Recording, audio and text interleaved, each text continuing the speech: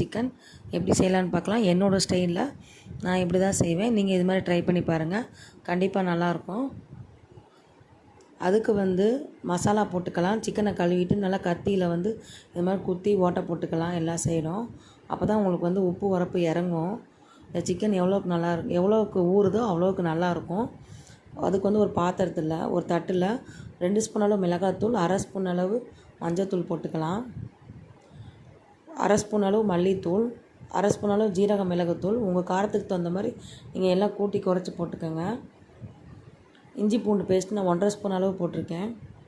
தயிர் ஒரு 3 ஸ்பூன் அளவு போட்டுக்கலாம். 1/2 லெமன் புழிஞ்சு விட்டலாம் விதை இல்லாமல்.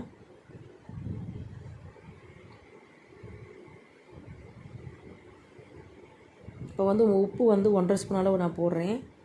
இது 3 சிக்கன் பீஸ் இருக்குது, 1 கிலோ அளவு.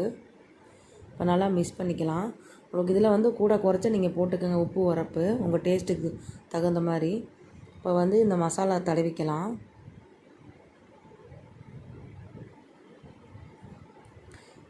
மசாலா தடவி நம்ம ஃப்ரிட்ஜில் இருந்துட்டு ஒரு 3லேருந்து 4 மணி நேரம் வரைக்கும் ஊறணும். அப்போ தான் உப்பு நல்லா பிடிக்கும் சிக்கனுக்கு.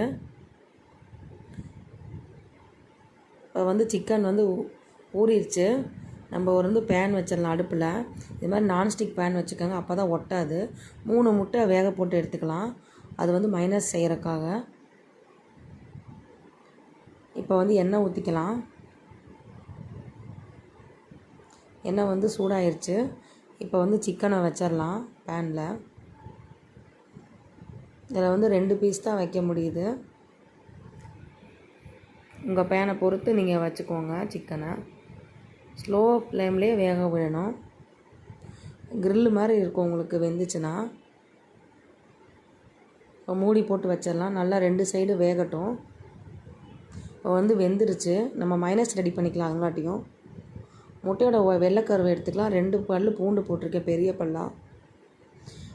கொஞ்சம் உப்பு போட்டுக்கலாம். சீஸ் போட்டுக்கலாம். உங்கள் வீட்டில் என்ன சீஸ் இருக்கோ அதை போட்டுக்கோங்க. கொஞ்சம் ப்ரெஸ் க்ரீம் போட்டுக்கலாம். இதை மிக்சியில் போட்டு அடித்து எடுத்துக்கலாம். இப்போ கெட்டியாக இருக்குது. 1 ஸ்பூன் அளவு எண்ணெய் ஊற்றிக்கலாம். கொஞ்சம் பால் ஊற்றி அடிக்கணும். நான் பால் ஊற்றுறத காமிக்கலை. ஒரு 2 ஸ்பூன் அளவு பால் ஊற்றி அடித்து எடுத்தோம்னா இது மாதிரி ஸ்மூத்தான க்ரீம் கிடைக்கும். இதை நம்ம வெந்த சிக்கன் மேலே அப்ளை பண்ணிக்கலாம். இப்போ மூடி போட்டு ஒரு 2 நிமிஷம் கழித்து திறந்து பார்க்கலாம். அவ்வளோதான் ஃப்ரெண்ட்ஸ், இஃபா சிக்கன் ரெடி. அடுப்பு ஆஃப் பண்ணிக்கலாம்.